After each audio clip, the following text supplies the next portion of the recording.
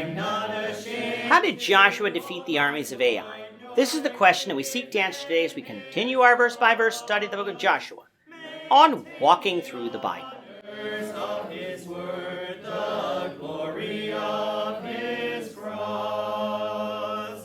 Today we're going to be discussing Joshua 8 verses 18 to 29, but before we do that, let's read the passage.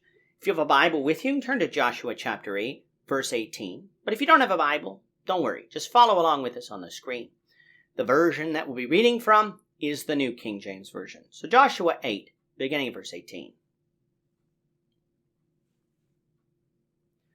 Then the Lord said to Joshua, "Stretch out the spear that is in your hand towards Ai, for I will give it into your hand."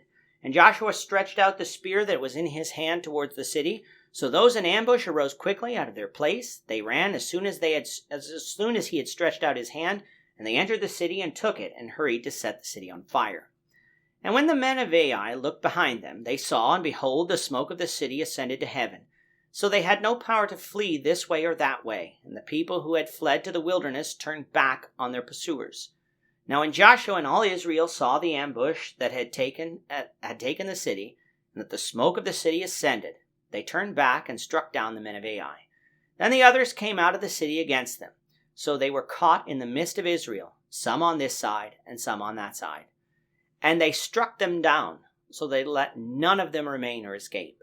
But the king of Ai they took alive, brought him to Joshua.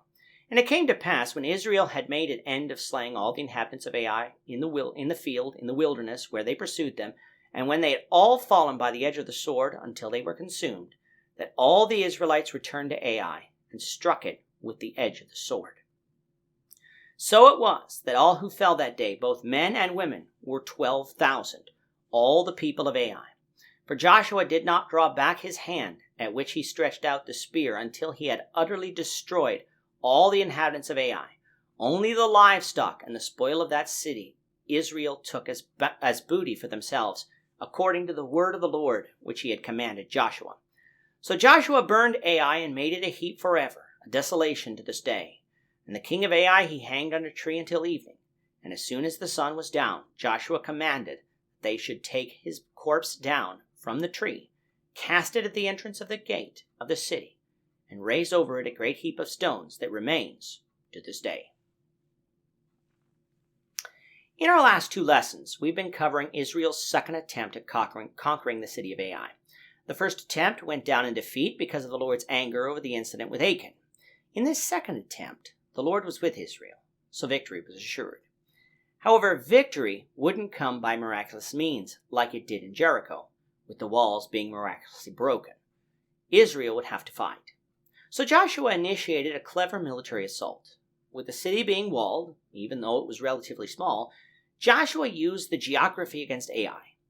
He had 5,000 men hide to the west of Ai as an ambush. The remaining 25,000 men would camp just north of the city, and then run out into the valley towards the wilderness, drawing out all the troops of Ai in pursuit, leaving the 5,000 men behind to attack the now defenseless city that had now opened the gates to that city. And that's exactly what we read of in today's reading. The Lord told Joshua to stretch out his spear towards Ai, and the city would be given into his hands. So similar to what Moses did in Exodus 17 during the battle with the Amalekites, Joshua raised his spear for the entirety of the battle. Those who were lying in wait and ambush went and burnt down the city.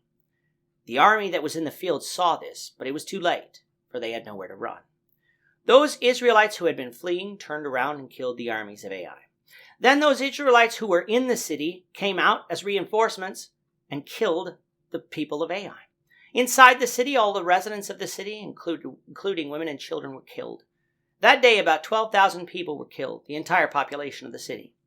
Of the people, Israel only kept the king alive, but only to bring back to Joshua, who hung him on a tree to die. The king hung on the tree all day, but at the end of the day, he was removed and cast at the gate of the city under a heap of stones. For Deuteronomy chapter 21, verses 22 and 23 says, "If a man has committed a sin deserving of death, and he is to be put to death, and you hang him on a tree, his body shall not remain overnight on the tree, but you shall bury him that day, so that you do not defile the land which the Lord your God is giving you as an inheritance. For he who is hanged is accursed of God.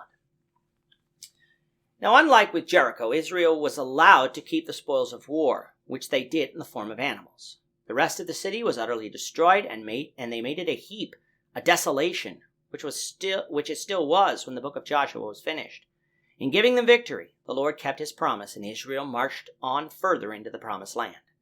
Before closing, though, we said at the beginning of chapter 7 that we would quickly discuss the positioning of Ai on our maps. On the map on the screen, you'll notice that next to what is labeled as Joshua's camp is a place called Et-Tel.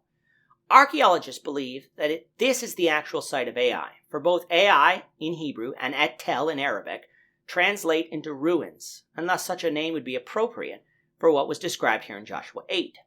However, there are many problems with Ai being identified with this place. First of all, the geography as described vividly in Joshua 7 and 8 doesn't quite match.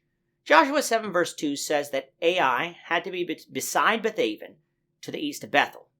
And while Et-Tel matches that, it does have a problem when it comes to the military campaign. Joshua's camp was to the north of Ai, and so if Et-Tel is that place, that camp would be easier to see. Moreover, the ambush site of Ai would be easier to see if Ai is located at Et-Tel. So the city doesn't match the geography, even if it does match the name. Then, of course, the archaeological evidence found at Et-Tel doesn't match the time period of the destruction. So far, it is believed that Et-Tel had been largely abandoned after having been destroyed by the end of the 3rd millennium BC, and remained that way for over 1,000 years, much too late to have been conquered by Joshua. This, of course, has led many archaeologists to discredit the Bible story here, but what if they were looking in the wrong place? Where Ai is placed on our map is at a site called Kirbet el Makatir today. In order for this site to be Ai, it must match the biblical narrative. From my research, of course, it is in the correct place in relation to Bethaven and Bethel. Up now on the screen is an aerial view looking south near where Joshua's army would have encamped. The surrounding hills just off our picture would have provided cover for Joshua's army. Moreover, the ridge to the west would have provided cover for the 5,000 who laid in ambush. So this place fits the geography. This place also had fortified walls, is a relatively small site, and showed evidence of women living there, all matching the accounts of Joshua 7 and 8. And finally, this site shows evidence of occupation in the 15th century BC, and evidence of destruction by fire around this time too. So when we examine all the evidence, what it is pointing to is that Ai should not be located at Et-Tel, but Kirbet at Makatir. And in doing so, it shows us that even though men and women doubt the Bible and declare it to be wrong, that when we actually go out and find evidence, we can show the Bible to be right, and to be right first.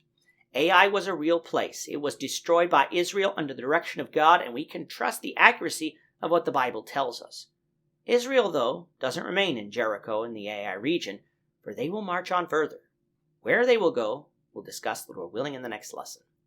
With that, our time is up for today. The Lord willing, we hope you'll join us for tomorrow's discussion of Joshua chapter 8, verses 30 to 35, as we continue our walk through the Bible, one verse at a time. Thank you for watching today's episode. We hope that you found it edifying and ask that you not only subscribe to our channel and podcast, but that you like and share this episode among your friends, so that the saving gospel of Jesus Christ can go out to the whole world.